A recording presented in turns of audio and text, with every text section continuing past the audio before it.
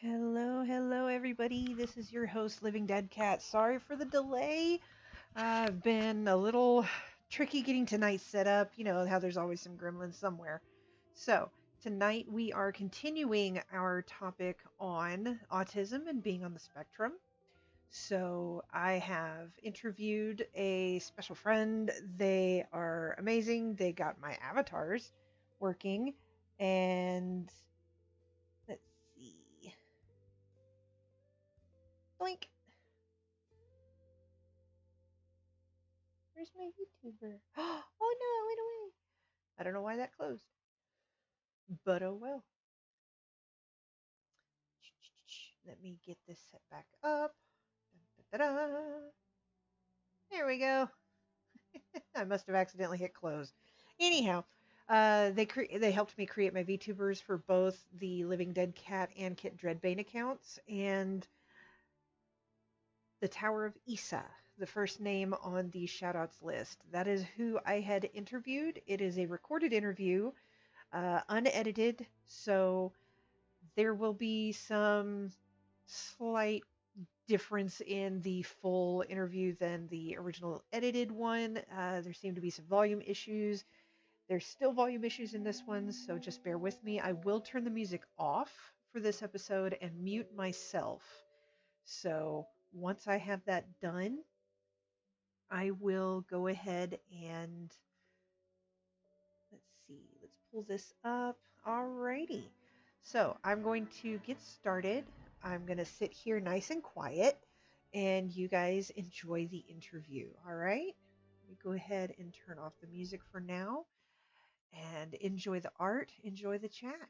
And feel free to make comments or anything in the stream chat. I can totally pause and hit you guys up in there and let everybody know that somebody's talking.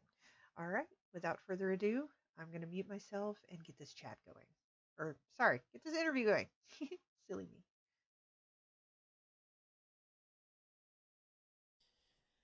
So, I'll go ahead and start with the very first question that I had listed. When did you get diagnosed? Um, I got my official diagnosis when I was 15. But like my mom knew when I was like really little, but my dad blocked the official diagnosis for years, so we had to wait until I was legally old enough to get it diagnosed myself, which is 15 in Belgium. Okay. Oh, Belgium. Okay. Yeah.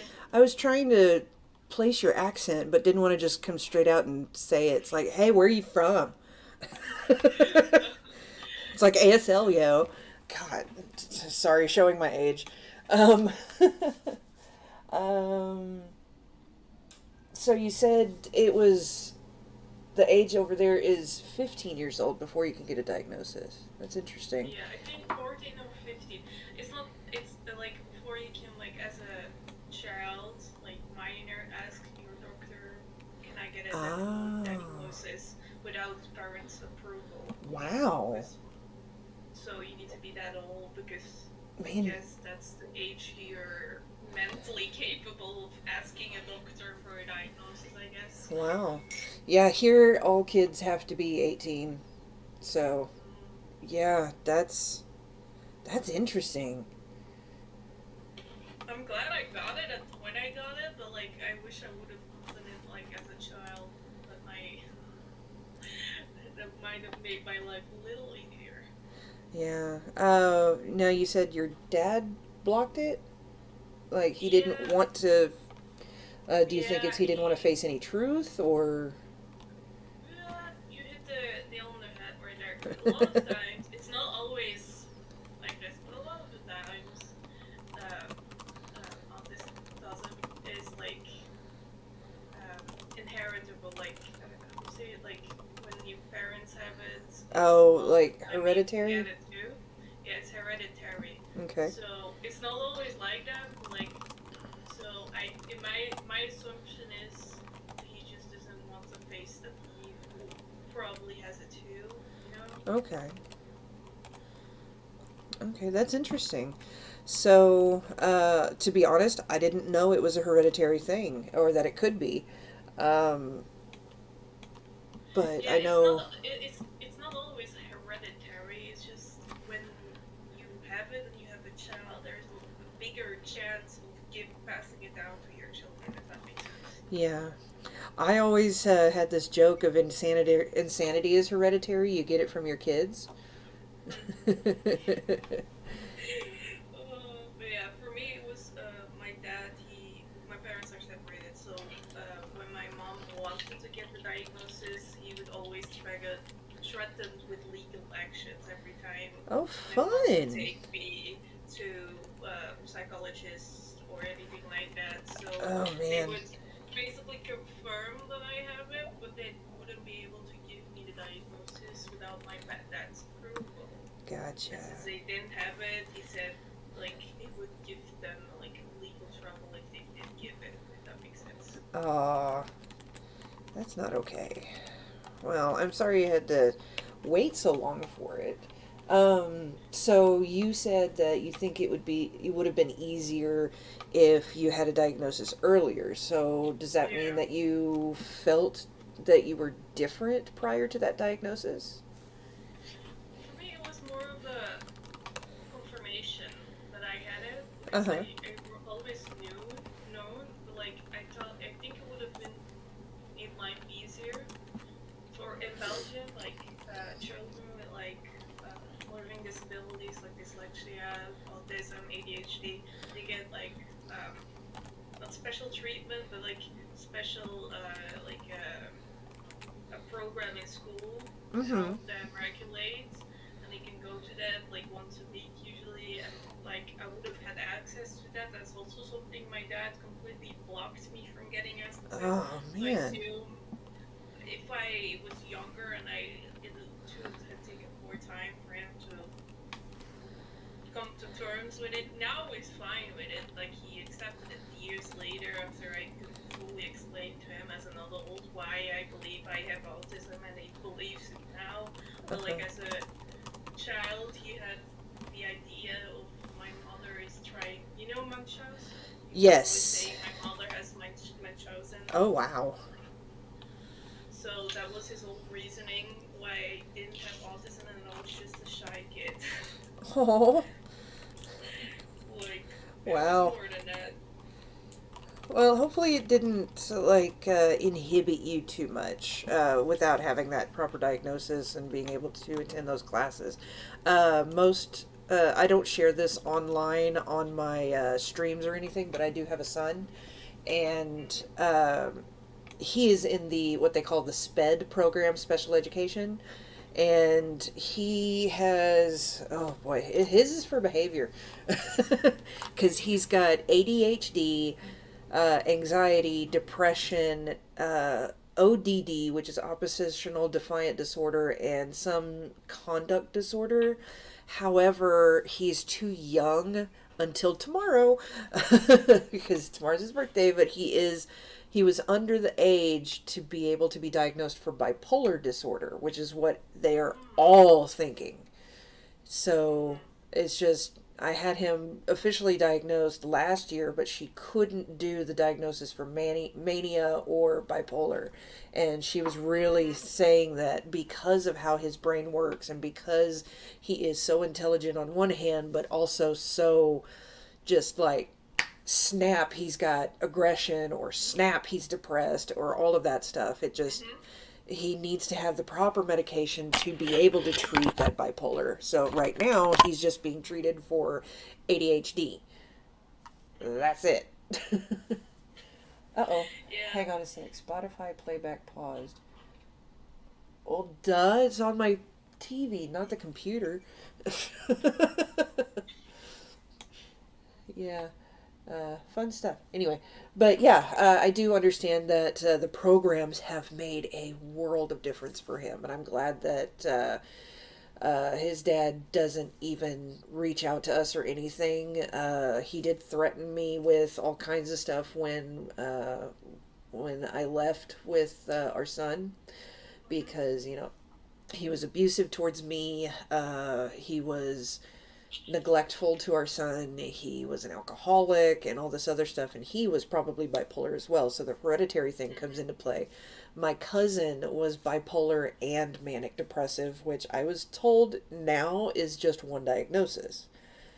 But she passed away due to medication complications like a week after my son was born.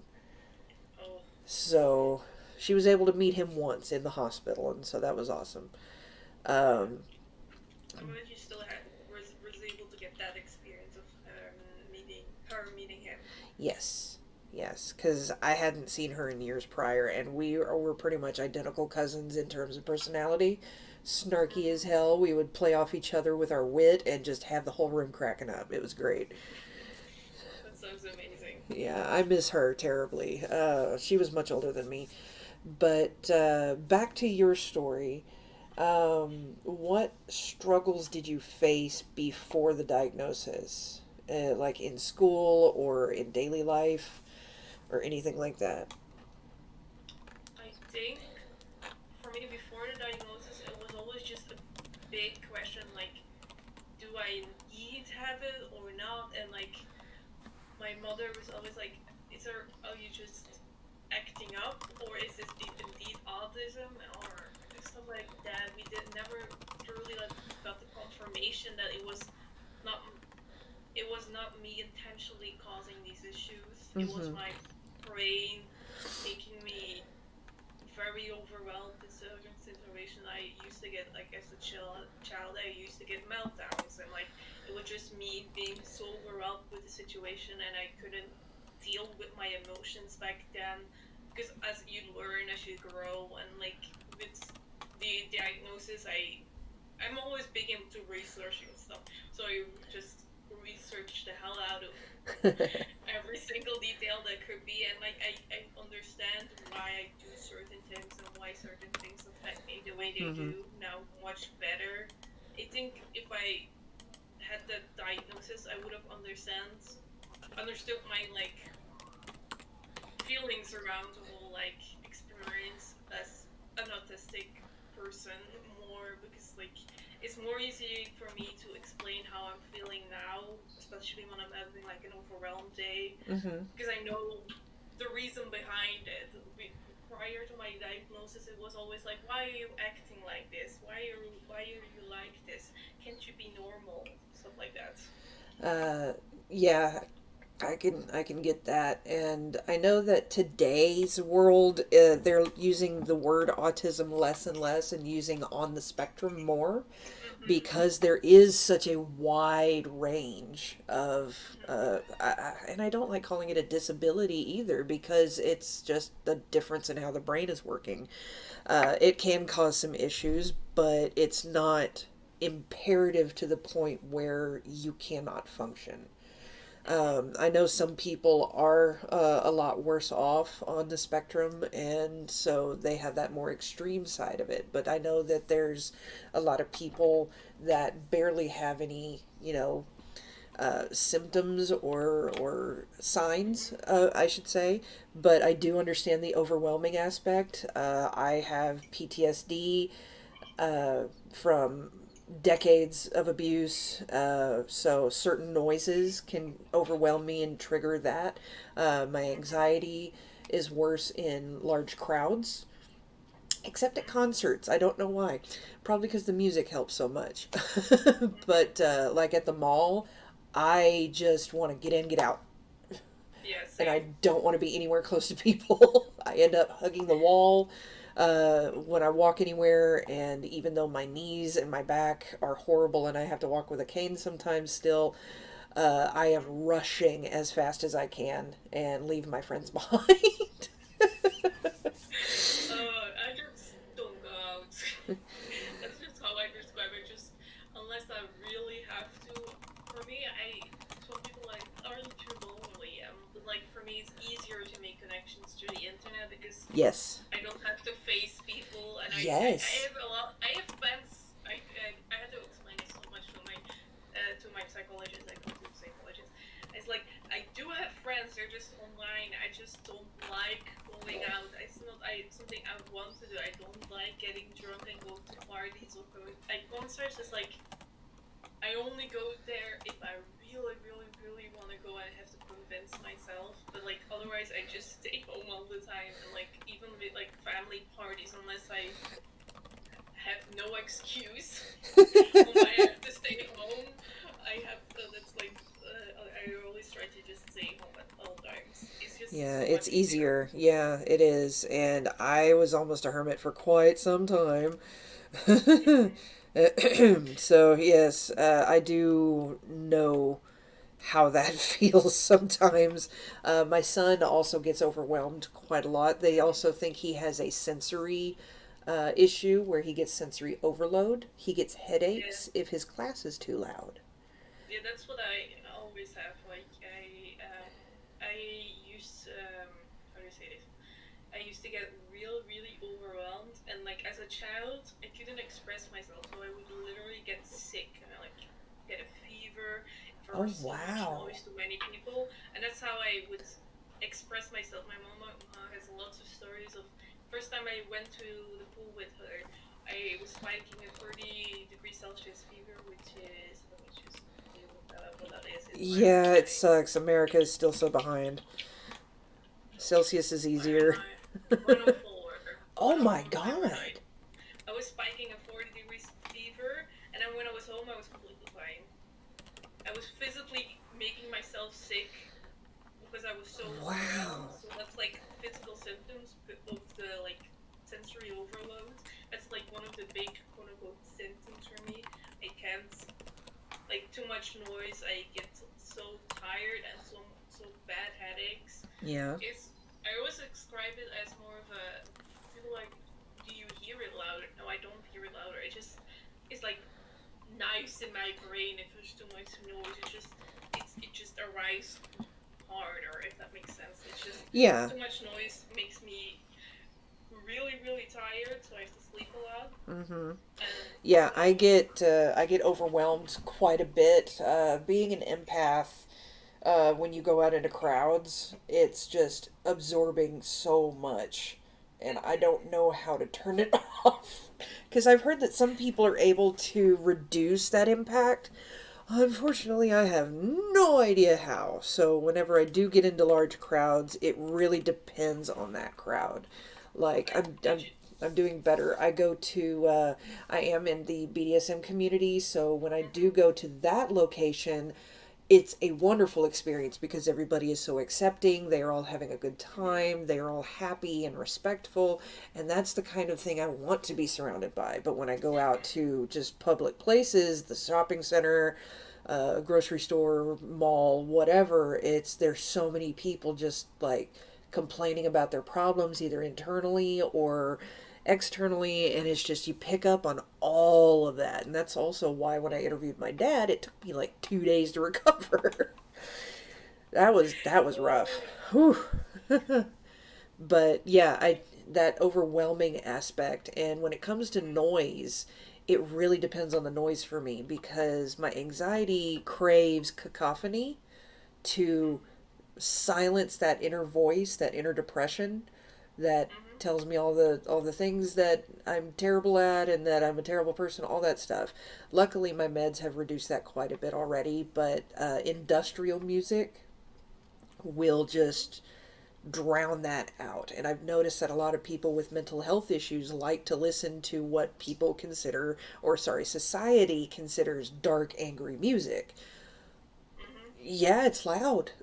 We can't just listen to, you know, uh, classical music and be okay with it unless it's like the William Tell Overture. It's got to be loud, it's got to be angry, it's got to suppress that darkness in us. You know, For that. me, I love listening to like 80s music. That's like Oh, heck yeah. really like funky, but like really like intense. If that makes sense. Like Oh, yeah. when you in the Rhapsody, that kind of music. I love I that kind love of that music. one. Yes, I Like I am a sucker for yeah synthwave, and okay. yes, just if you like '80s music, then you might like the band Scandroid, if you've heard of them. No, I haven't. They are such an '80s throwback. It is wonderful. I Uh, just have like a playlist of Queen music. Like I the love only Queen. groups I actually know. Fat Bottom Girls is totally about me. But yeah, it's interesting to to like listen to how similar autism can be to all these other mental illnesses, and for a long time they thought my son was on the spectrum before they realized his deeper diagnoses. And so Hey guys, I'm seeing some talk in the chat. Hi, Princess Peach. You're amazing. I'm glad you were able to make it. Tolar, you make the QOD? Gur? Were you trying to say you make the world go around? Glad to have you on the show. And I will go ahead and mute and continue the interview. But just wanted to pop in and say hi, you guys. such like that. He loved putting things in like color or order when he was a kid for blocks, and I was told that that was one of the big signs when they're really little and all that stuff. It's like, are you sure he's not just real smart? Because he learned his alphabet at the age of 2, you know, and he could speak before most other kids could, and he spoke like an adult, you know. For So, me, my mom said I could speak, but I just refused to speak. Like she thought I always could speak, but I just didn't want to speak. I would just point at things and like make noises, like, and then she had to force me like, if you want it, you gotta ask for it. right, right. I did that too. which which she said like I never really wanted to talk. I only started really talking when I went to kindergarten, when I was like around kids my own age, understanding that that's something you actually do, talking a lot. That's But yeah. cool. But Um, about, I was gonna say about the sensory overload. For me, what helped is just sunglasses to block out the light, because I also have a little bit of light, but that's more like light sensory. But it's more of like when I already have a headache.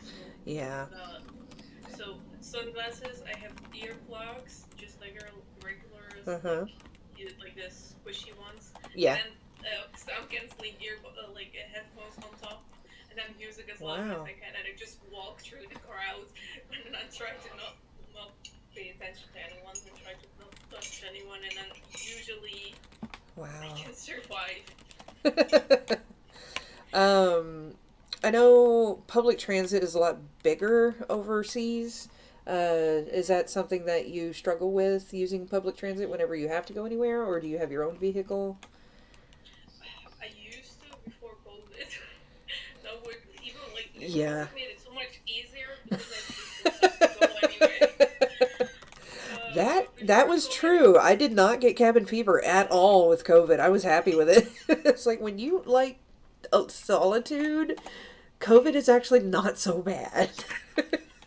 but yeah, before COVID, I was still in university. Like I was going to a different university than I'm now, and that's like, it would take the train for 3 hours, and Oh, like the train, wow. I would have. It takes a while because I don't have like a train from A to B.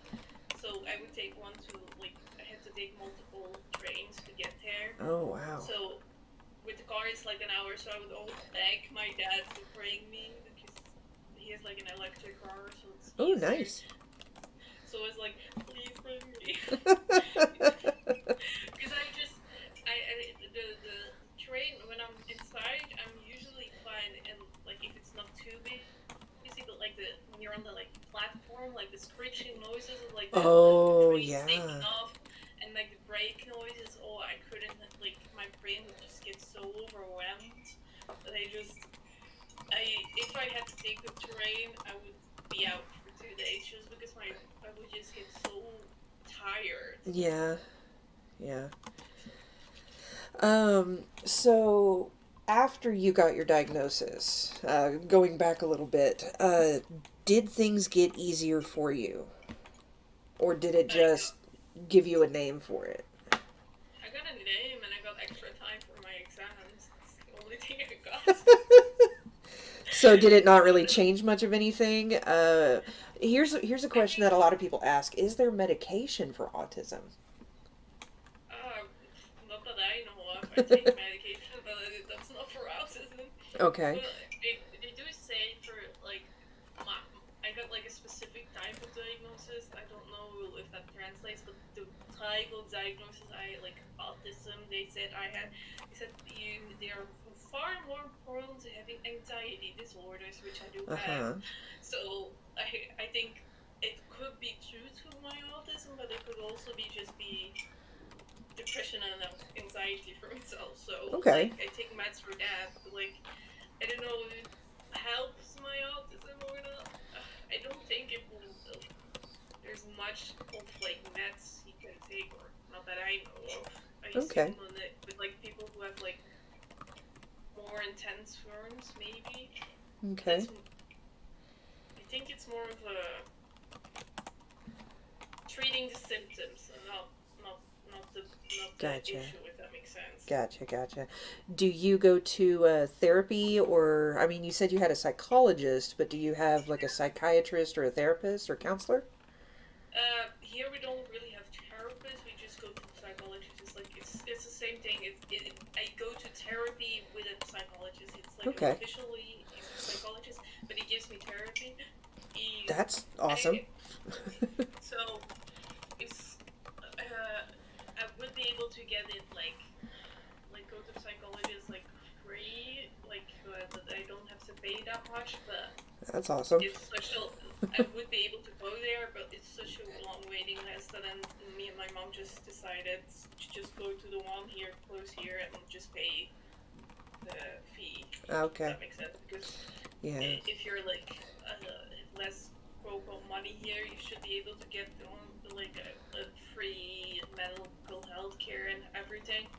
Like the waiting lists are enormous. Okay, So and that's what I've heard in Canada too. Just healthcare is free for everybody, but there's waiting lists like crazy. yeah. So, Like for normal healthcare, like regular day to day like checklist, it's usually fine. Like specialized things like psychiatrist, psychologist, and even me and my sister, we were put in like this program for like children struggling with divorced parents, quote unquote, when they mm-hmm. like the lawsuits that they do with each other. I forgot the name for it in English, but like my mom and dad, they were in court for years and years and years on end. So it was a lot of struggle, and we were put in this program, and we had to wait, I think, a year to get in there, and was basically to, how are you? How do you feel? Which parent do you want to live? That kind of thing. Oh yeah, that fun thing. I Mhm. was too young to get a voice in that. I think I was 2 or 3 when Mhm. mine divorced, so I ended up living with my mom. Yeah, I was 3 years old too. Like my mom and dad would just years and years and years of loss. My Yeah, the mom, custody mom, battles and things like that. yeah, yeah. My mom wanted this, and my dad wanted this, so Yeah. it was a big struggle. Well, my dad got to see me every other weekend after everything was said and done, Mhm. and I got spoiled with him for a bit. Daddy's little girl. Mhm. So, but Yeah. I did live with my mom primarily, and yeah, so they didn't fight or constantly battle it out in the courts. So I am thankful for that. Mhm. With us, we started out as like every other weekend with my dad, or technically it was Monday with my mother, and then on Monday to Wednesday, and then Monday to Wednesday with my mother, and then like Wednesday to Friday with my dad. That was the technical like the thing he was supposed to do, but they would only pick us up in the weekends because it wasn't possible with school stuff because he Right? lived so far away at the time. So when I turned 12, and I went to, for us it's high school, but like we have just like primary school and high school. We don't have like middle school. Uh Like huh. when I went to high school,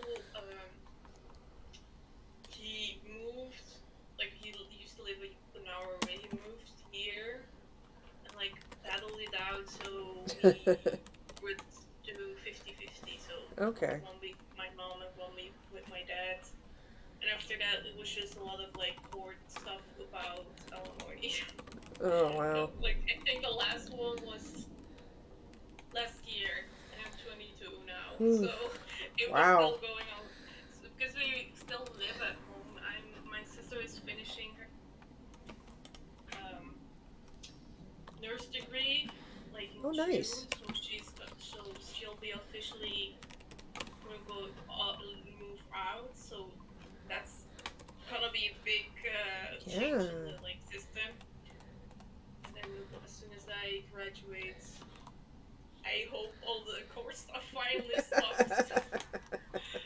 Oh, that would, yeah. But yeah, it's been like 20 years of uh, almost 20 years of constant Hmm. like court battles Oh between them. man. Well, hopefully things settle down because I can understand the stress in that and why there's constant stress for you. And I do.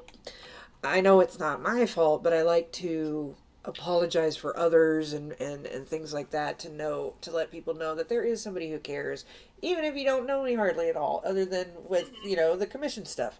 But with the mental health stream, I definitely want people to feel Mm-hmm. safe and seen and validated for everything. So, again, I Mm-hmm. am very sorry you had to go through that, but I also know that without the struggles and without the hardships that we face, we wouldn't become the people that we are today. So, and That's you're true. an awesome person, and I can tell you that even through all those struggles, you are very strong and very amazing for Mm-hmm. what you can do and what you've lived through and everything else. Mm-hmm. Yeah, So, I'm. uh, one of my next questions was, what are some things that people often get wrong about autism that you would like to clear up? You don't look autistic. Like that's something I always get told. You don't look autistic. Like there's supposed to be a look. Like I must Wow. look autistic. That's something I got so many times when I got my official diagnosis and started like telling people at my high school. Mm-hmm. Like you don't look autistic. Like how am I supposed to look? That's the thing. I think also with my dad. Like there's this big stereotype that all autistic people are non-verbal and very like Huh. really disabled, like non like I think a lot of people get it confused with Down syndrome. yeah, that too. And like a lot of the times when the autism is that intense, it's like in combination with other like learning disabilities, and like that makes your brain work even more complicated as is, which Uh-huh. like for example, my aunt, she works in like a school for special needs kids, and he always had the idea of people with autism are these kids that are like in wheelchairs and they can't like properly talk, or they can't um, go to school and stuff like a regular school and stuff like that. But like it's not like that. Autism is like a huge spectrum of like like a rainbow. It's like one side is like very like nonverbal, and one side is like barely quote unquote noticeable. But it also has a lot to do with masking, and as you grow older you learn to mask your symptoms. That's what I did. Mm-hmm. I know I don't look autistic. It's because There I is no mask. look. Yeah, it's also just because I mask a lot of what I how I feel, if that makes sense. I can Yeah. like pretend that I'm fine, even though I'm not. I can Right. pretend that I'm not like having a raging headache and come to school anyways. Oh man. God, I bet that's really hard sometimes. Um, Yeah. do you have a support group, or well, not like a professional support group, but a group of family members, friends, uh, anybody either personal or online that you are able to feel safe with, that you can just spill what you're feeling and feel seen and okay? Yeah. We have that with Kay. That's awesome. we met we met like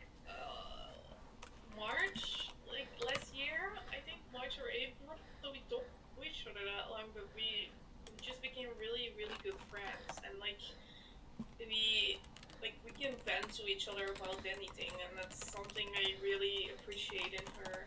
That's And like, awesome. I used to have that in high school with like my high school friends. I don't know how it happened, but somehow, like we're a close group of three people. We all like almost all the only autistic people in school somehow found each other. I mean, we're all in like different classes, but we somehow found each other, and we were like the three autistic people of the school. So I used to be like that, but like yeah, we go to university, we grow apart, so which I get sad about, but like that's just life. Just Yeah. grow apart. So I can like I make new friends and like I can talk about anything with like Kay and like obviously I'm a psychologist for a reason. I usually go like once a month or like if I need more like twice a month. Uh-huh. So if I really like need to vent, I can always just text him and like it's weird because I pay to talk to him, but I consider him like a safe space. I can talk about anything if that makes sense. Yes, yes, it does make sense. I have both a therapist and a psychologist, and some of the things that they've heard me say, they just can't help but laugh.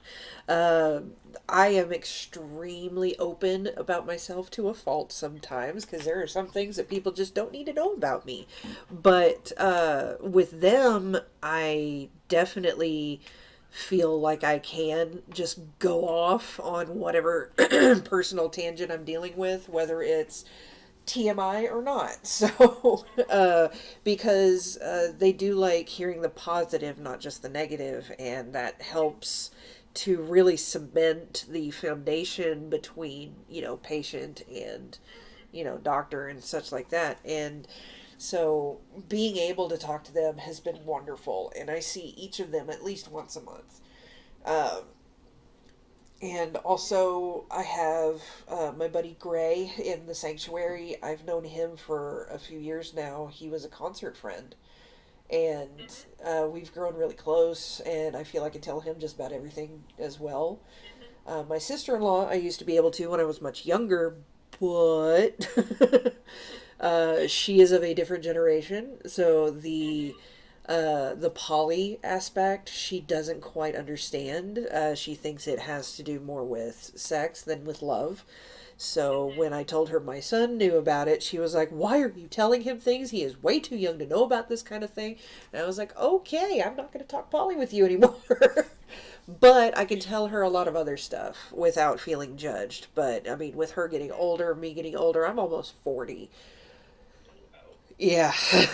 So, I'm so sorry that came out so early. Like I didn't know. yeah, a lot of people think I'm a lot I younger because I don't act yeah. like an adult half the time. I still feel like I'm in my 20s. My body, on the other hand, feels like it's 80, but um, so it's really cool that you were able to find that little group. Um, Yeah. and it's interesting. I seem to get along well better with the non-normies, so to speak, Mhm. the outcasts, the shunned, the those suffering from mental health, surviving traumas and things like that. I get along better with people like that so much easier. And Mhm. I mean, to be honest, it was a surprise when my boyfriend told me he was autistic, and I was like, really? Because I would never have known unless he had told me, except for one time.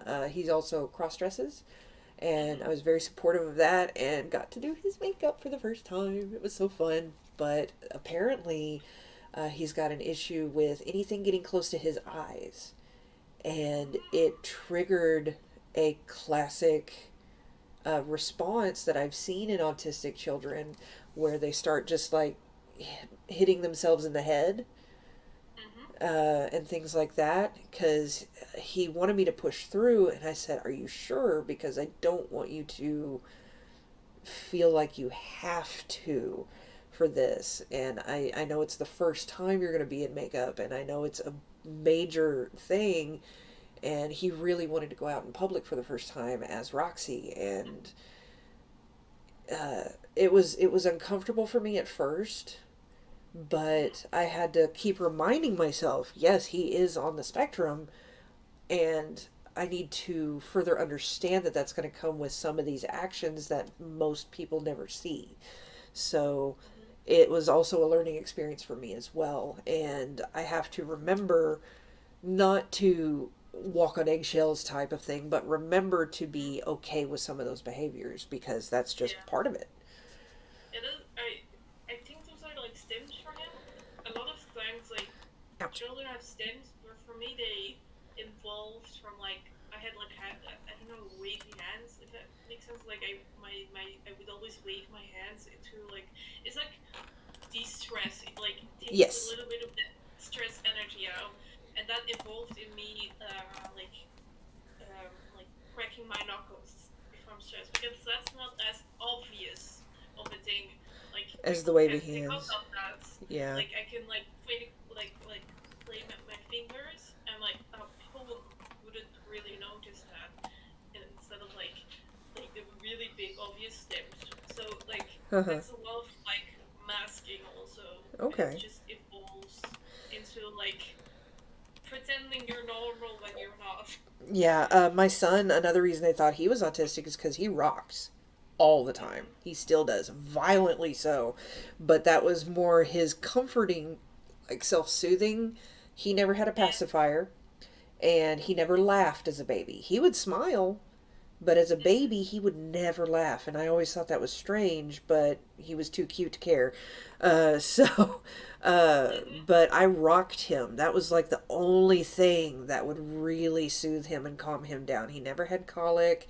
I only had to drive him in the car once to calm him down. But Mm-hmm. rocking very fast, just like sent him in a trance. And he still does that to this day to self soothe. Yeah, I had something. It wasn't really rocking for me, but my mom would like I don't know how to. I don't know. It's like stuff. It's people with autism like really tight cuddles or like heavy blankets. Just it Yes. calms you down. So my mom would just cuddle me and like make me listen to her heartbeat and like Yes. that's how I would be able to calm down a lot of the Yes. time Oh man, because that would calm me down. like I don't necessarily that's one of the other like big quote unquote symptoms for me. I hate being touched. Nobody can touch me. Like that's like the big reason I tell people I'm asexual. I don't think I can anytime do anything with anybody because I just freak out if anybody touches me. It just Okay. for me it gives like repulsive Overstimulation. feeling. Yeah, overstimulation, but like it's like repulsive to me. Like the warmth of other people, like I just don't want that near me. But like that's one of the only things I could like accept because it was the only things that could actually calm me down, if that makes sense. I have a really terrible joke. You said the warmth of other people. What if their Mm-hmm. hands were ice cold? Still, Still okay, like okay. I just wanted to clarify. Yes, it was a terrible joke, but yeah, my hands, yeah. I have poor circulation, so my hands feel like death all the time. Mm-hmm. And everybody's like, "Oh Like my god, your hands are so cold." It's like, "Yeah, I'm dead inside. What do you want?" You know? for me, it's like partly the warm, but also like the feeling on the skin, if that makes sense. Like other Yes. people's skin, just it it it repulsed me. Like it's one of the only reasons I always say don't touch me because I don't want to be touched. Like Yes. I really love my pets in the other way because that's like the only quote unquote living breathing animals like I can touch because the fur Yes. creates a barrier. I can touch. I couldn't touch like a naked cat. I couldn't do that, but like I can Okay. touch a regular cat. Is So that's like is like when the doctor uses gloves, is that okay? I, Does yes, that's fine. But like okay. stuff like doctors and like dentists and stuff, I can like power through because I know it has to be done. Okay. It just helps, and I get overwhelmed, but like I get home, I take a nap, and might let my brain process, and then it's over. I just usually have to like sleep it over if that makes sense, and then Yeah. Yeah. forget about it. Yeah, I do understand the wonderful aspect of sleeping through your problems. Because I do get overwhelmed, as I've mentioned before, and I will get exhausted if I have to deal with people for too long. But forgive me if any of this is going to cause you to have some additional anxieties for talking about the things that make you uncomfortable and the things that set you off. Because I know that when I talk about some of those things, my skin will start to crawl, and my anxiety will pop up, and even now I'm holding my own hand, just trying to get through some of the questions while working, while doing this. I multitask a lot at work, but it's loading right now, so I can set back for a second. Um, but the animal thing is good. Have you always had pets? Yes, that's the one thing I always had, like, I grew up with cats and dogs, and like from like a really young age, I always remembered having them. Like that's the only source of like comfort and hugs I can actually like enjoy, if that makes sense. It does. I can tolerate my mother's hug because it usually calms me down, but like it's not something I enjoy doing, if that makes sense. It's Okay. like I can like enjoy my pet's love without feeling like I'm being like I just find it like as if spiders covered your body and like crawling on top of you. No, Yes. that's not something I would want to do. Something that It would be. severely creeps you out. I get it. I Mhm. get it. Yeah, definitely. Would it be considered a phobia for you or part of the autism? I think it's more part of the autism because it's part of my sensory overload. Because Okay. I think it's more of the like your skin is also like a sense. How do you say like a not like wait A will sensory organ? translate. Yeah, the skin is also a sensory organ, so you can feel the touch if that makes sense, and that's just so makes me feel like it's just there, but like more present if that makes sense. I Yes. remember we always like before COVID, me and my dad's family, we would always like once a year we would always try and go to Disneyland Paris. And he used to have like a big car with like 7 seats, and it was always fine because I didn't have to sit next to anybody. But when he changed car, it was such a big deal to me because I had to sit next to people like touching legs, Uh, and it was like hours on end in the car. And when I usually when we even got there, I didn't even want to go to the park because it was just so overwhelming. I uh-huh. just want to go back to bed and sleep. Oh, Even though you're like in Disneyland. And like that's one of the things I love Disneyland, but just for one day. If it's longer I can't be there because it's just so much noise and but like it's just also like a pleasant experience, but also it just puts it's me out of my comfort zone.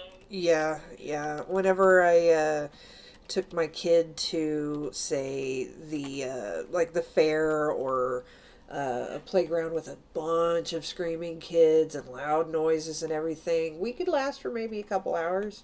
If I had a friend with me though to help Mm-hmm. distract me, I could last a lot longer. So I usually tried to go with friends.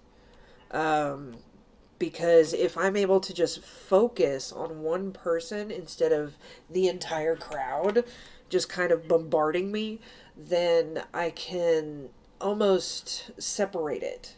And however that can be described. but Mm-hmm.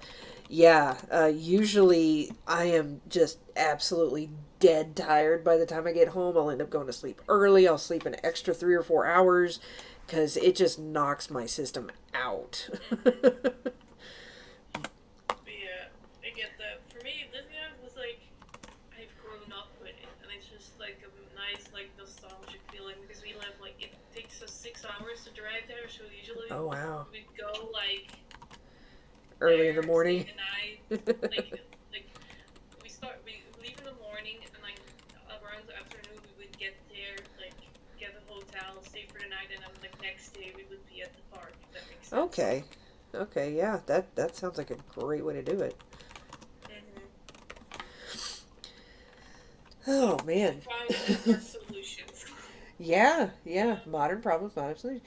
Um, do you ever wish that you did not have autism? Um, no, because it makes me. I don't think I'd be myself if I didn't have it. That makes sense. I wouldn't be me if I didn't have it because it's a part of me, but like it don't consider the disability either. It just makes me process certain things different. So it also I will say that I took like autism test recently.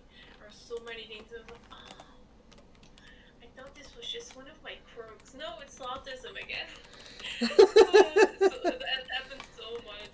Like I used to usually, but you when I was a child, I would never understand like jokes. I like any Oh. sarcasm was I would just completely oblivious. We have like this expression in Dutch. Basically, it translates to cut the road if you like want to take a shortcut.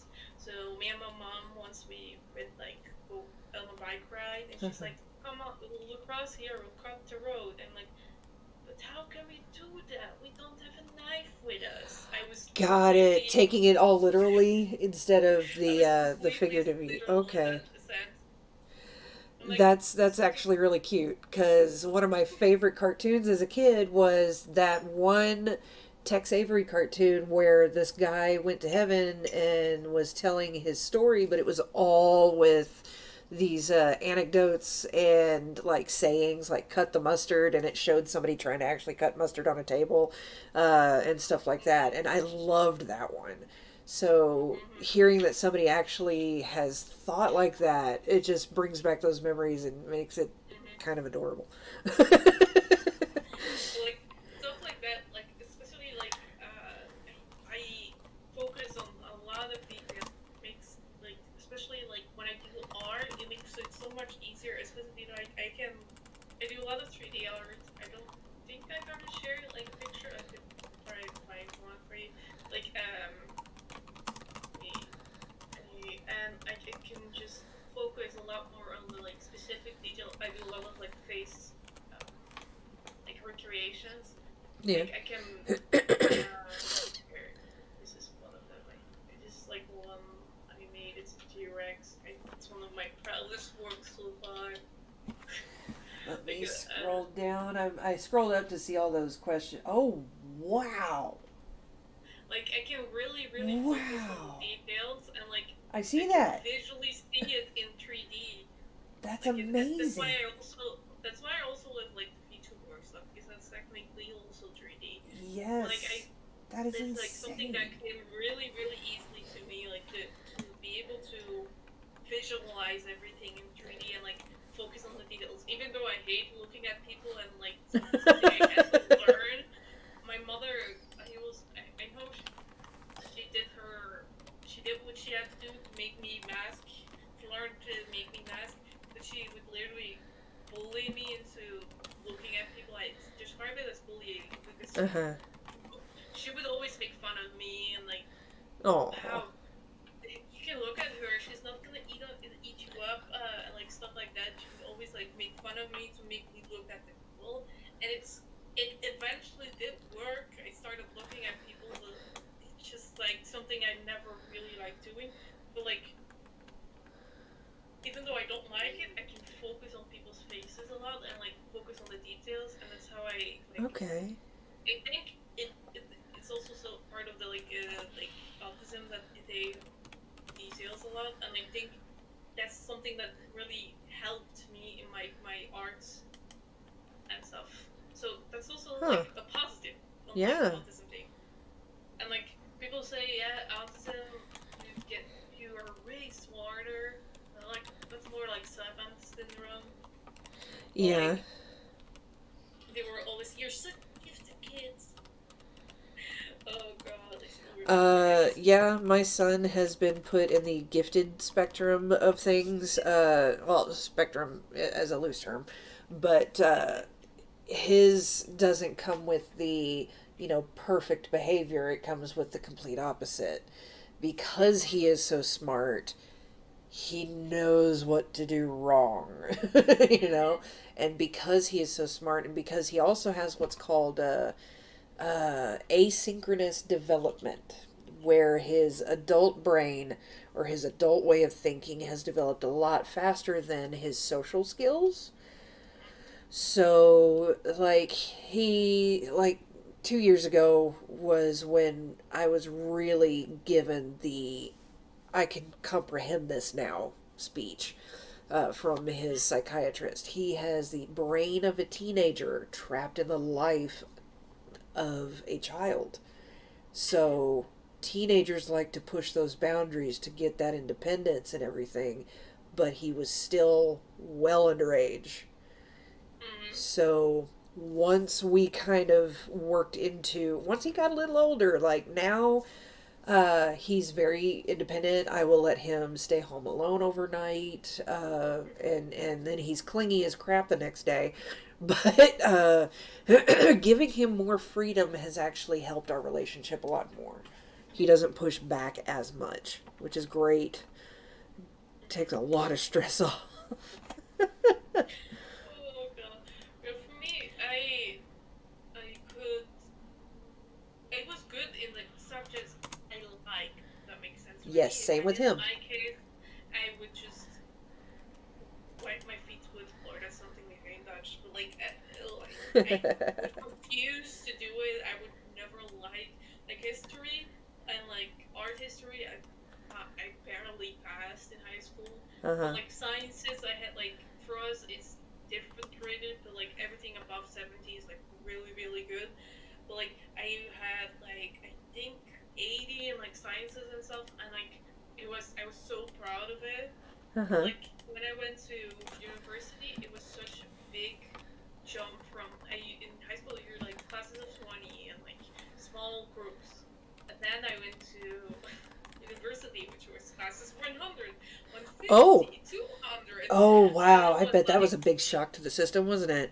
yeah, I remember first year I did decently, and then like first year, first semester I did decently, and then second semester I just started shutting down, and it was like, I can do this. I can try another year. So I did biomedical sciences, and I did another year of the same thing. Uh-huh. The classes were good, but then I realized I didn't like it, Oh like because no. it was so theoretical. So I went from we have like two grade like difficulty grades. We have like what we call university and what college, like um theoretically based and one is more practically based. So I went Okay. to the practical version of my course that I did Uh-huh. my third year, and that was fine until COVID started. Oh no. And like the change from like big classes to smaller classes helped, but I was just I wouldn't bother to follow the classes because it was online. I thought I could do it all. I was lazy, and then I realized, well, maybe I should try do something I actually like instead of trying to force myself to do. I like the practical courses. Like I was Yeah. really good at like the lab work. Like that's like I remember all my friends were used to like I can't seem to pass this like test blah blah blah blah. Like I was always really good at the lab courses, but really good grades. But like the practical, like the theoretical stuff, Yeah. I just would I could have probably like pay attention in like the big classes when there's like 150 200 people in there and there's just too many people, too much noise, too much overwhelming. Well, And what it? COVID helped with it, Yeah. but it also was like you have to keep up with it. Well, what it also sounds like is with your mention of taking things very literally and a little bit difficult to grasp those abstract thoughts. I'm wondering if that also has to do with it, because the practical, that's like black and white right there, but then you got the theoretical, and that's all kinds of shades of gray. Yeah, And yeah. and that's what I struggle with sometimes. I like black and white instructions. Don't give me this think outside the box mess, because I'm going to mess it up if you give me that, and then because you're going to go look at it and be like, well, that's not what I meant. Okay, well, you got to be black and white about it. So Mhm. that's how Yeah, I work best is I'm really good at the analytical side of things. I do have that creative side. However, my analytical gets in the way a lot. It's like this doesn't look like a hand at all. I need to fix this, you know. mhm. But I see all these different artists that are able to do these abstract things and not have it be perfect and have all of these like weird shapes and everything, and it just looks so fascinating, and I'm sitting here like, well, darn. But I know I'm not supposed to compare my art to anybody else's. That's something that I've been working on for quite some time, and I say that on my stream too. Don't compare yourself to others. When they have a completely different talent set than you do, or they've got years and years of experience on you, and it's a challenge sometimes, but I have this piece of abstract art hanging in my room where I do my art streams, and it's a constant reminder that sometimes I just gotta let it be a mess. Mhm. And that includes my life. You should see my house. I feel that. Oh no, with me, I this year I changed. I don't know how exactly I decided on it, but I was looking for because I really like editing. I've been editing for a real long time. I used to have like a YouTube channel where I did like shit posts. I think my most viewed video was like 80K views, so Wow. it was decent enough. Like it was just like editing with like clips together. It's not my own content, if that makes sense. It Uh was huh. just like editing. So I was like looking for editing courses, and I found my school where I am, and so I thought like, let me see if they have like because the one I found was like a weekend thing and like once a week, and I wanted to have something like I could do daily. Uh huh. So I went to look, and then I found VFX, which I'm doing right now, and I started training. I'm like, I've always really enjoyed movies, and I always liked it. And my dad, um, he has a job as like a technical side of movies, like when you go to the cinema, anything technical in the Ooh. cinema, he builds and like really the projector thingies, like that project the movies. He Yeah. builds that kind of stuff. So I when Wow. I used to be like at his home, and he had to go to work, and he didn't have a babysitter, he would just take us with us, and we could just watch movies while he Oh, worked. lucky. Like free movies, free popcorn, everything. We loved it. Man. We got it. That was like the dream as a child. So I always grew up around movies, and then I realized, oh, this is something I want to do. So that's how I got into this program. So far, it's been good. I got my first fail this day yesterday, but it's fine. You got your I first just what? I failed my exam, one Oh of my no. exams, Oh no. but I think it was more of a like you said, black and white thing. I misunderstood the assignment, and Uh my teacher, I call him Gordon Ramsay of VFX, and I just took it huh. I lightly. got it already. If he doesn't deem it's pretty, it's not pretty. If that makes any Oh, sense. that's what I hated about art class is it was so just now that's what I did want to just be black and white. I wanted the freedom of creativity in that. So, Yeah, yeah, when it's like you have to do it this way and there is no other way, when it comes to art and there he is just. every way. I mean, he's a good teacher, but he just likes to piss the hell out of me. And like, and he knows he can like get under my skin, and he knows how to do it, which is just infuriating to me. But like, we had basically our task was we had got a 3D car, and we had to put it in like a live action scene. So we had to like texture the car, like put lights in the scene. So it's Wow. just basically 3D.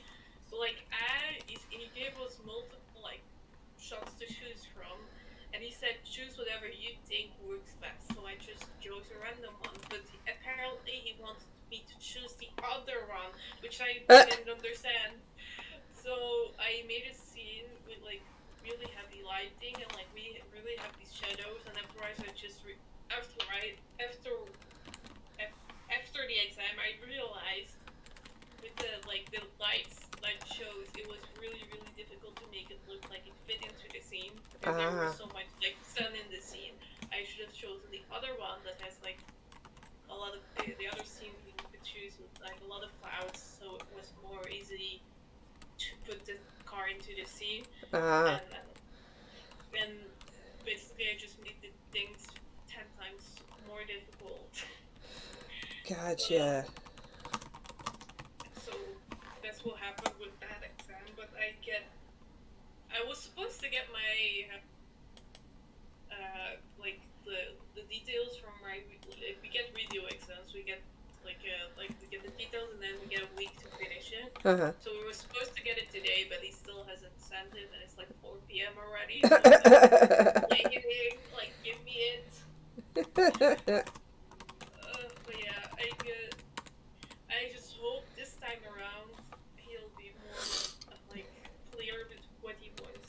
I had this happen like my first like trimester. I had something similar happen with that I misunderstood the assignment, and he was like, we had to do this.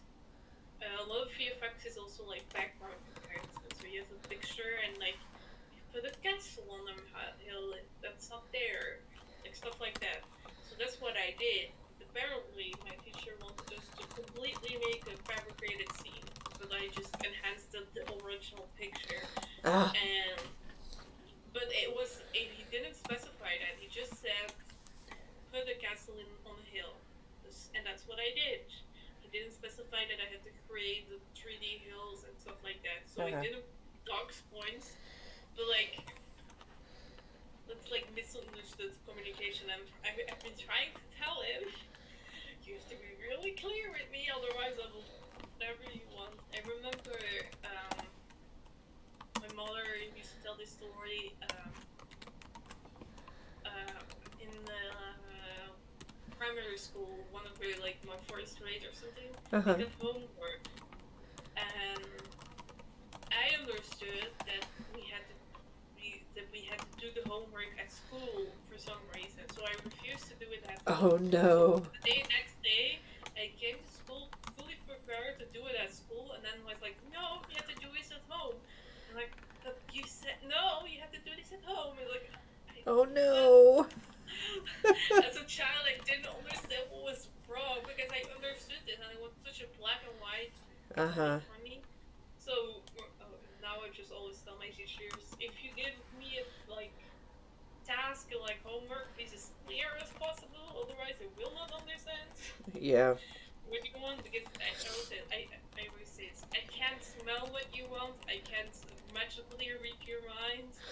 I can't smell what you want. I like that.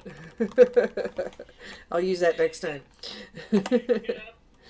That's also an expression in Dutch too. Like, it's an expression in what we say here, but like it's something like I'm very like black and white. I don't know what you want unless you tell me this. I'm very like you need to tell me. The same with like friendship and relationships. I don't know if anybody like I remember once I went to a bar, I didn't understand someone was trying to flirt with me. Oh no. I just was oblivious to that. Oh man. I didn't know what they wanted from me. Like I'm really literal with that kind of stuff. So if you don't tell me, oh, to have been a fly on the wall. I bet that was a wonderfully awkward exchange. My friend was next to me and he told me, and like, oh, like the dude was like, oh, I like your piercing. Does it hurt? I'm like, no. of course it hurts. Of course Oh. it hurts. I walked away. Oh man, that would have been. Looking at me on my piercing and then like, ugh. Oh man, I'm sorry, but that would have been like perfect for like a sitcom scene. Oh, speaking of Hollywood and their depictions of mental health, there's a show called The Good Doctor, and Mm-hmm. it's played by Freddie Highmore. He is a savant autistic, um, but from what I read into some of the interviews and everything, he had to study a lot of the mannerisms and things, avoiding eye contact, fidgeting with Mm-hmm. something that gives him comfort, things like that. Have you seen the show at all? Yeah, my mom loves it. How Oh accurate my would that god. be to you? Well, not to you specifically, but for other autistics and people who have autism and such or on the spectrum, how accurate do you think they got on that show? I feel like with the mannerisms, it's similar but really really enhanced. A lot of people do learn. A lot of there are. I must say there are people that don't have the ability to learn how to mask, so they are like that. But a lot of people do truly mask a lot of their symptoms and only like show them when they're comfortable. Uh huh. And like I feel like there's a stereotype that people with autism are so fucking smart, so like capable. I think it's more of a special interest in kind of thing. Like you like a special interest. A lot of people have like with autism have like special interest stuff that they really, really, really like, and they like absorb all the information they can about it. And Kind of that's if obsess it, over it as much as they yeah, can. if that's something like school related, that's perfect. But if it's like traits, that's not going to be really helpful to school. So it's like people think like I think seven the like in the good doctor also have like seven syndrome, which Uh is huh. even like super smart basically. Even So more it specific to yeah, that type. it just kind of enforces a stereotype that people with autism are super super smart. For me, I used to be really interested into sciences, so I was really good at that. But anything else, was really not. so, so like now even like I really like with the VFX stuff, I really like the 3D modeling aspect. But now we're doing just straight up like simulations and like Uh huh. editing, not editing, like composite, like 3D into live action, but you don't make the 3D yourself, if that makes sense. Uh And huh. it just doesn't interest me that much, and you can see it in my results. I didn't do that great this time around. Last time I was like up top of my class. I think I was second in my class. This time, not so much.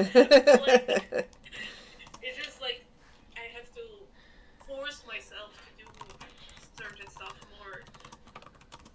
Like it's just learning to get better at quote unquote acting normal and like being getting that's like the thing all autistic people strive to moving out, living on their getting a job.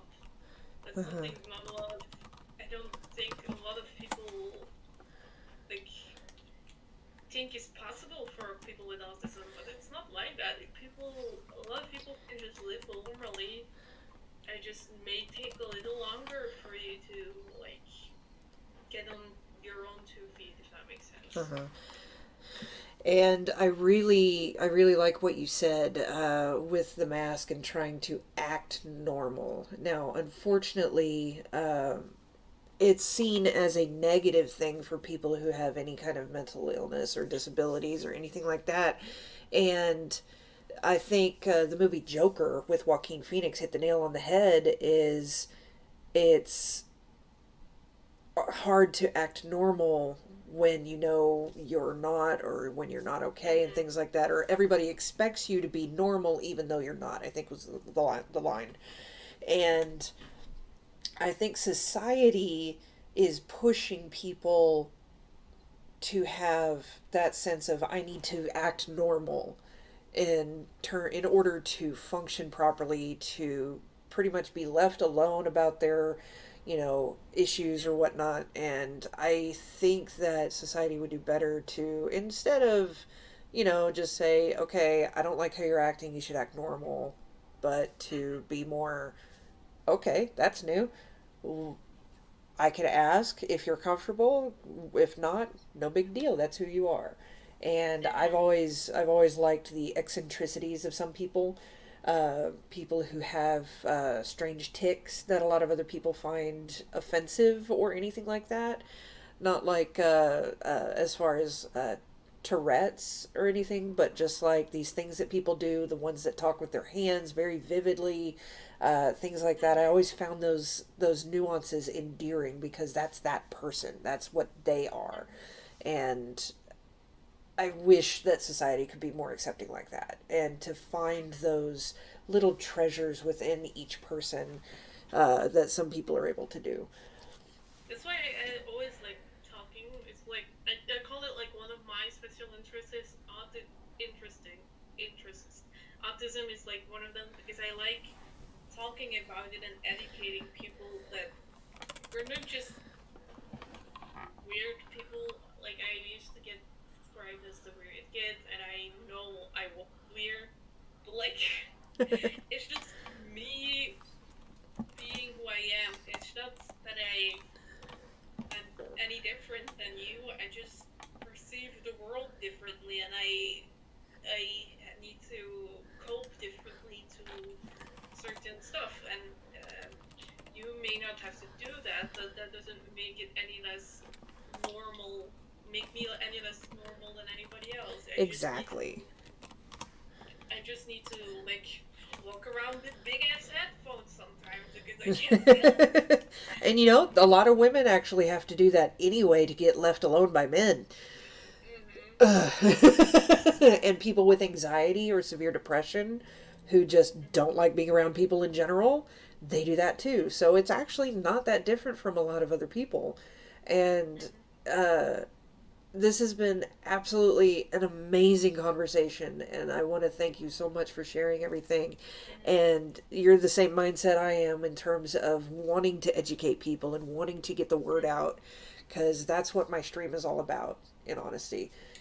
I was gonna mention one more thing. Uh huh. So, you said your boyfriend also processes. It's something also about autism. I don't know if you know this, but a lot of people with autism perceive gender very, very differently than quote unquote normal people.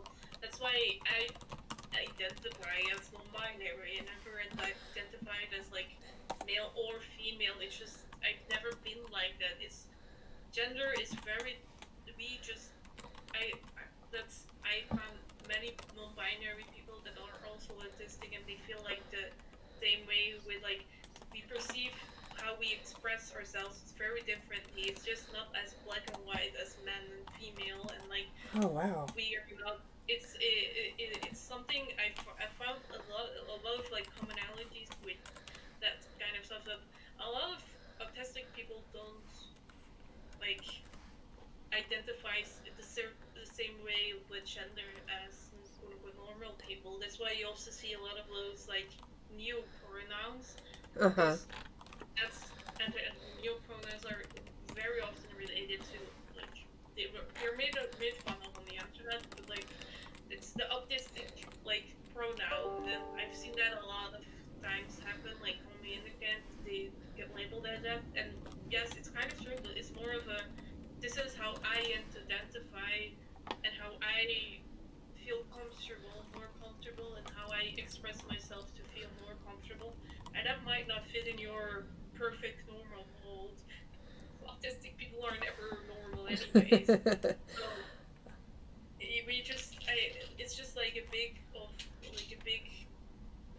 We just call it. We just don't want to adhere to the like a normal gender role. Makes Okay, sense. okay. Yeah, yeah, I get that. And I had no idea that was any kind of commonality. Yeah. But I know he's gender fluid. He almost has uh, separate personalities when it comes to the lifestyle and things like that. He's got himself, which is just absolutely adorkable, and and then he's got this darker, more primal side to him that's almost demonic in some forms. Like not in a dangerous way, but just it's very interesting. And then he's got his feminine side, Roxy. We I don't even remember the original name that we were using, but he found Roxy to be a better fit, and I've been with him through the entire process. I was there with him, I was there with her at the time, uh, to get fitted for her first bra and dress, and oh, there were tears. It was so fun. It was amazing, and I felt so honored to be part of that transition and that process. And he's also poly, so his other girlfriend was really happy that he was able to have that safeness and comfort to be able to share and finally go out into the world on a a girls' day out at the mall. It was rough for me at times, but it was worth it. That's how I felt when I got my first binder. But like, I had to immediately return it because it was too small, but there were still tears. Like uh, binder, you mean like a body shaper? to like reduce your chest size. Okay, okay, chest binding. Got it. Yeah. So Yeah, I now don't I think I don't think usually they have one that'll work for me. yeah, I usually just I know it's not advised, but I usually just use like two like sports bra, and I don't have that much, but I'm just really tall, so for me the binder that I got just showed major under boob, so that wouldn't work anyways. Ooh. Yeah, that would be interesting. So um, now if I just wear like two sports bra on top of each other, I can almost hide it. So it's there's fine. also like sports wrap, like not the gauzy ones, but like the ace bandages. Hmm. Um, Try that under a sports bra or over, Okay. because those you can tighten it as much as you need in the areas that you need it tightened, Hmm. but it Yeah. also doesn't irritate unless you get real sweaty. But yeah, it's been out for like almost a year now. In April, it'll be a year, so 2 more months. So it's been an experience. Like for me, it's it's more of like I didn't change, and like I when I came out as non-binary, it just I've always been like that. I just gave the disease a name. Let's say that I just gave it a name. I always knew. I just didn't like put a label on it. If that makes sense. Right. I just oh yeah, and I think for me it was just with non-binary. I just never. I will say I just never really identified as a girl. I remember in high school once there was even a dude that like he saw me from behind and he's like, dude, what the fuck are you doing? He's like talking to me like I'm a boy. I'm like, and like I don't mind this, but I also don't like it either. It's like I don't mind being called a dude, but I'm not a dude either. It's like the same with like in dreams. I would always just like I switch between like feminine, masculine perspective almost every night. Oh It's wow. like and like my mom always tells this story. She thinks it's hilarious. As a child, my mom had like a daycare Uh huh. situation, so there were always a lot of children at her home, Uh huh. and a lot of boys, and they would just pee against the fence sometimes, especially Sounds like like in my the dad. summer, like when in the summer and stuff. And my Yeah. mom tells us the story now after I came out. It's like I should have known. Like I asked her when is my penis gonna grow. I asked her Oh, that. When am I getting a that's cute. penis? They actually, if you ever, I don't know if you've looked into it, but they have these. Oh God, it's. When I first saw it, I was like, "Why would anybody want this?" And now I understand that there's a, it's a interesting kind of funnel that lets you pee standing up Mhm. as with a female body. So Mhm. There you go. I don't know if you've looked into those, but I always thought that was the weirdest thing until I started to learn Yeah. more about non-binary and the transgender community, and now I understand is that makes it more comfortable in public. Mm-hmm. But they always showed like these girly girls using it, and I'm just like, what? Yeah. I can understand that for transgender and non-binary using, a quote unquote men's room because the dungeon that I go to has these like monster images instead of the male and female because it's a whatever bathroom. They have two of them.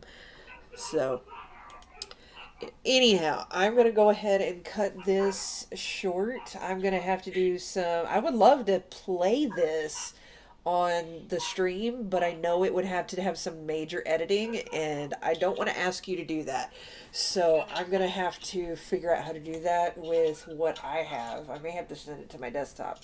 But it has been an absolute pleasure talking with you. It has It opened was. my eyes in a lot of places. I always like talking about autism. Like I didn't mind doing it. It's something I always like doing. And I commend you for that. It is such an amazing thing to learn about other people with either their histories or I love stories. I can sit and listen to somebody talk all day. But yes, thank you again for sharing. And Yeah. if it weren't for the time difference, I would definitely urge you to be part of it. But I know you have trouble sleeping enough as it is, and that's going to be a struggle. I mean, I probably will be awake, but I don't think it's a good idea to be like half asleep, talking into a phone, not really understanding what I'm saying. But yes, I will definitely play some clips of this for the stream. It's eye opening, Okay, and I have to go check on the dog. yeah. He's being panic voice. He wanted.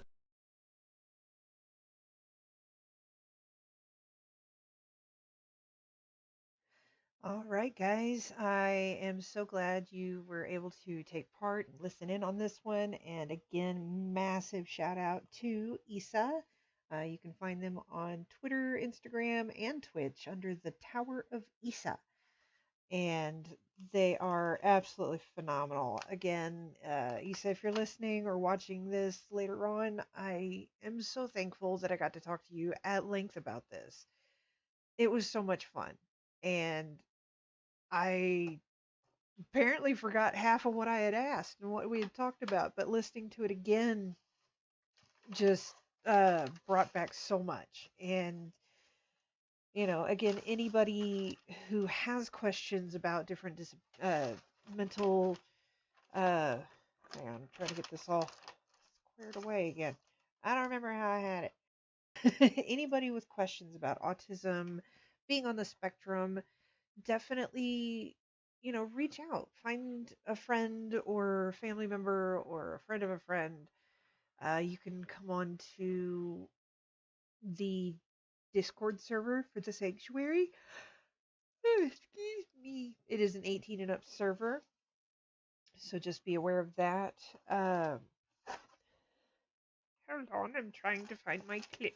There they are. And because of the process on this, it's gonna probably be time to put this on a big flat surface instead of rolling it up. Because, holy crap, it's almost done. But, yeah, and if you do speak to a counselor, a therapist, or anything, or heck, even Google, but make sure it's, a reputable site that's giving this information and not some, hate group or whatnot. Because we all know that we are in the age of false information on the internet. So just be aware of where you're searching. I'm not going to get any further into that, but what I will say is I am so glad you were all able to participate with me tonight. And if anybody out there wishes to be interviewed, please hit me up. You can reach me at livingdeadcat@gmail.com. You can also reach me on my Instagram, my Twitter, And my Facebook page usually takes a lot longer to get into, but I am checking Twitter and Instagram a lot more often. I also have a YouTube channel where I put all of my recordings on after they're done. So as soon as I get off of here, I will be doing that.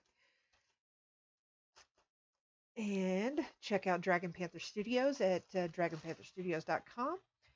Also check out the Sanctuary Discord server. I will go ahead and... Oh, well, if you're on my Twitch page, there's a link. Check it out. We are very non-judgmental, and it's a great safe space for a lot of people who don't feel like they have a place to belong. Guarantee you'll belong with us. All right, everybody. Y'all have a great night. Sketch you later.